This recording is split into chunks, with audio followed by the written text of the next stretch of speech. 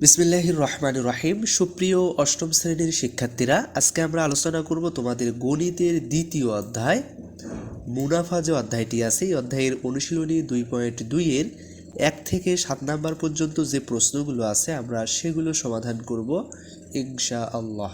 তো দেখো, 1 নাম্বার যে প্রশ্নটি, সেখানে বলা হচ্ছে যে বার্ষিক 10% সরল মুনাফায় 1200 টাকার 4 বছরের সরল মুনাফা কত। এখানে আমাদেরকে 4টা অপশন দেওয়া আছে।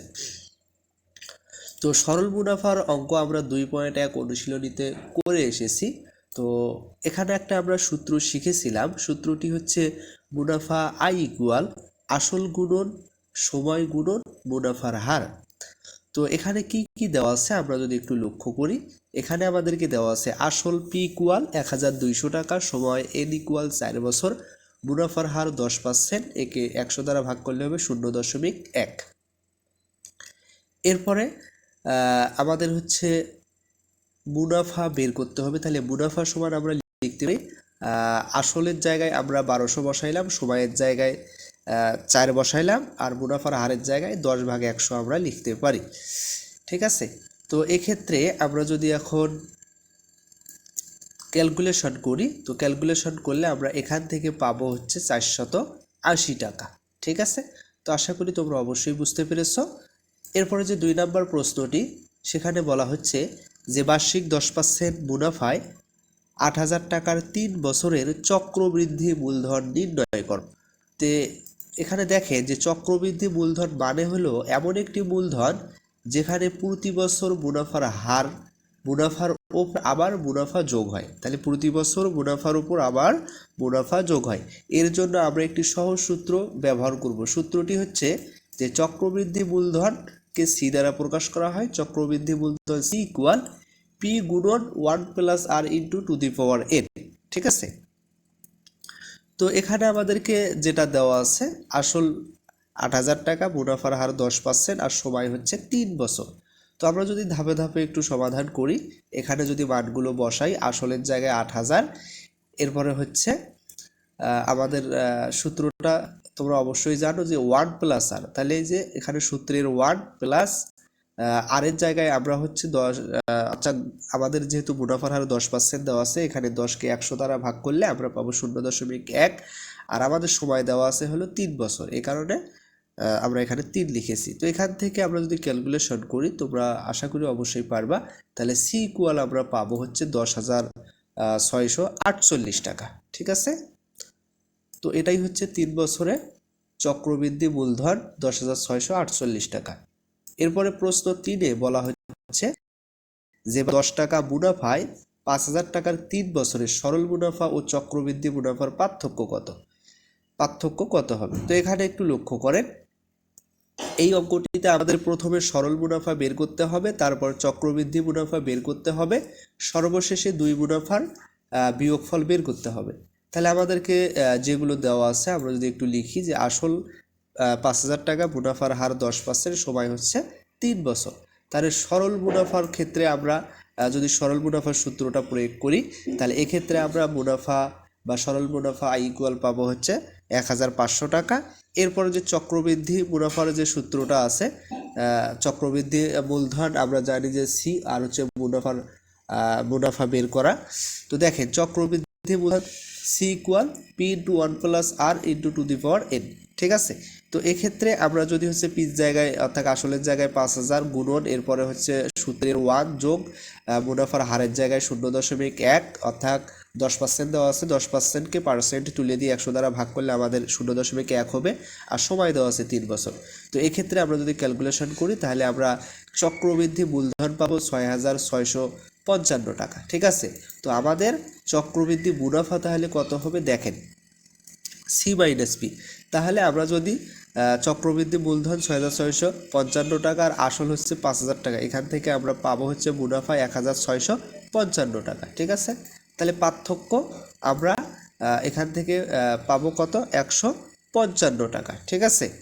অর্থাৎ সরল মুনাফা চক্রবৃদ্ধি মুনাফার পার্থক্য। তাহলে সরল মুনাফা ও চক্রবৃদ্ধি মুনাফার পার্থক্য হচ্ছে 155 টাকা।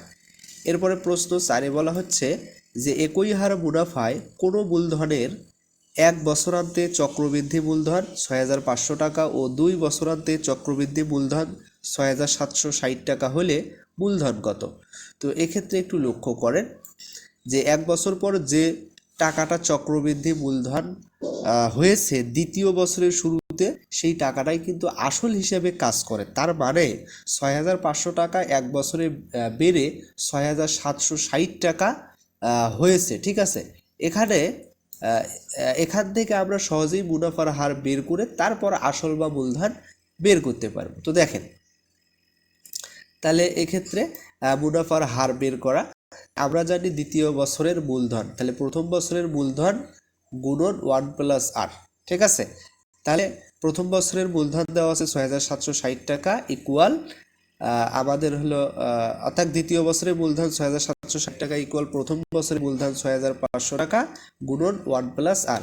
তাহলে এক্ষেত্রে আমরা হচ্ছে 1+rটাকে যদি বাম পাশে নিয়ে আসি, তাহলে 6,760কে আমরা হচ্ছে 6,500 দ্বারা ভাগ করব, তাহলে 1+r ইকুয়াল আমরা পাবো 1.04। তাহলে আসল বা মূলধন আমরা এখন বের করব।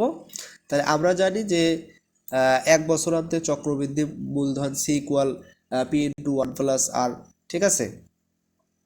তাহলে এক্ষেত্রে আমরা যদি মান বসাই, তাহলে এক্ষেত্রে মান বসালে আমরা পাবো হচ্ছে পি ইকুয়াল 6,250 টাকা, অর্থাৎ মূলধন আমরা পাবো হচ্ছে 6,250 টাকা। আচ্ছা, এখন হচ্ছে প্রশ্ন 5, দেখেন যে বার্ষিক শতকরা 8.50 টাকা চক্রবৃদ্ধি মুনাফায় 10,000 টাকার 2 বছরের চক্রবৃদ্ধি মূলধন ও চক্রবৃদ্ধি মুনাফা নির্ণয় করো। তাহলে এক্ষেত্রে একটু লক্ষ্য করেন যে চক্রবৃদ্ধি মূলধনের অঙ্ক করার জন্য আমাদের একটি নির্দিষ্ট সূত্র ব্যবহার করতে হবে। তাহলে দেওয়া আছে যেগুলো আসল ইকুয়াল 10,000, মুনাফার হার হচ্ছে 8.5%, ঠিক আছে। এটাকে আমরা 100 দ্বারা ভাগ করলে পাবো 0.085, এরপর সময় হচ্ছে n ইকুয়াল 2 বছর। তাহলে চক্রবৃদ্ধি মূলধন নির্ণয় যে সূত্র, চক্রবৃদ্ধি মূলধন C equal P into 1+r into 2n। তাহলে এক্ষেত্রে আমরা যদি এখন মান বসাই, তাহলে মান বসালে পাবো হচ্ছে 11,772.25 টাকা। তাহলে চক্রবৃদ্ধি মুনাফা সমান চক্রবৃদ্ধি মূলধন মাইনাস আসল। তাহলে মুনাফা হচ্ছে কত হবে আমাদের, দেখেন এখান থেকে চক্রবৃদ্ধি মূলধন থেকে আমরা যদি আসলটা বাদ দেই, তাহলে আমরা মুনাফা পাবো হচ্ছে 1,772.25 টাকা, ঠিক আছে। তাহলে চক্রবৃদ্ধি মূলধন হচ্ছে 11,772.25 টাকা, আর হচ্ছে চক্রবৃদ্ধি মুনাফা 1,772.25 টাকা। এখন প্রশ্ন 6, যে কোনো শহরের বর্তমান জনসংখ্যা 64 লক্ষ, শহরটির জনসংখ্যা বৃদ্ধির হার প্রতি হাজারে 25 জন, প্রতি হাজারে 25 জন হলে 2 বছর পর ওই শহরের জনসংখ্যা কত হবে? তো এখানে একটা বিষয় লক্ষ্য করেন, সেটা হচ্ছে জনসংখ্যা বৃদ্ধির হার সবসময় চক্রবৃদ্ধি মুনাফার সূত্র অনুযায়ী কাজ করে। এই বিষয়টা অবশ্যই মনে রাখতে হবে। তবে এখানে একটি ছোট টুইস্ট আছে, সেটা হচ্ছে হারটি দেওয়া আছে প্রতি হাজারে, আমাদের এটিকে শতকরায় বা দশমিকে নিয়ে আসতে হবে। তাহলে এখানে দেখেন আমাদেরকে দেওয়া আছে বর্তমান জনসংখ্যা 64 লক্ষ, এরপরে জনসংখ্যা বৃদ্ধির হার প্রতি হাজারে 25 জন, একে যদি আমরা 1000 দ্বারা ভাগ করি তাহলে 0.025। এরপর হচ্ছে সময় ইকুয়াল 2 বছর। তাহলে 2 বছর পর জনসংখ্যা C equal P into 1+r into 2n। তো এখান থেকে আমরা যদি মান বসাই, তাহলে মান বসালে ক্যালকুলেশন করলে আমরা পাবো হচ্ছে 67,24,000। তাহলে উত্তর 2 বছর পর ওই শহরের জনসংখ্যা দাঁড়াবে 67,24,000 জন, ঠিক আছে। এরপরে যে 7 নম্বর প্রশ্নটি, সেটি হচ্ছে যে এক ব্যক্তি একটি ঋণদান সংস্থা থেকে বার্ষিক 8% চক্রবৃদ্ধি মুনাফায় 5,000 টাকা ঋণ নিলে প্রতি বছর শেষে তিনি 2,000 টাকা করে পরিশোধ করেন। দ্বিতীয় কিস্তি পরিশোধের পর তার আর কত টাকা ঋণ থাকবে? এই অঙ্কটি সূত্রের চেয়ে ধাপে ধাপে ঐকিক নিয়মে করলে তোমার বুঝতে বেশি সুবিধা হবে। আমরা প্রতি বছর শেষে মুনাফা যোগ করব এবং কিস্তির টাকা বিয়োগ করব। তো এখানে একটু লক্ষ্য করেন, তাহলে আমাদেরকে দেওয়া আছে যে আসল হচ্ছে 5,000 টাকা, মুনাফার হার হচ্ছে 8%। তাহলে প্রথম বছরের যদি আমরা হিসাব করি, তাহলে এক্ষেত্রে দেখেন যে 5,000 টাকার 1 বছরের মুনাফা সমান কি হবে, 5,000 গুণন 8 ভাগ 100, এখান থেকে পাবো 400 টাকা। তাহলে 1 বছর শেষে মুনাফা সহ ঋণের পরিমাণ কত দাঁড়াবে? মুনাফা সহ ঋণের পরিমাণ 5000 যোগ 400 ইকুয়াল 5400 টাকা। তাহলে প্রথম কিস্তি পরিশোধ করেন হচ্ছে 2000 টাকা। তাহলে প্রথম কিস্তি দেওয়ার পর ঋণ থাকে 5400 থেকে 2000 টাকা পরিশোধ করলে 3400 টাকা।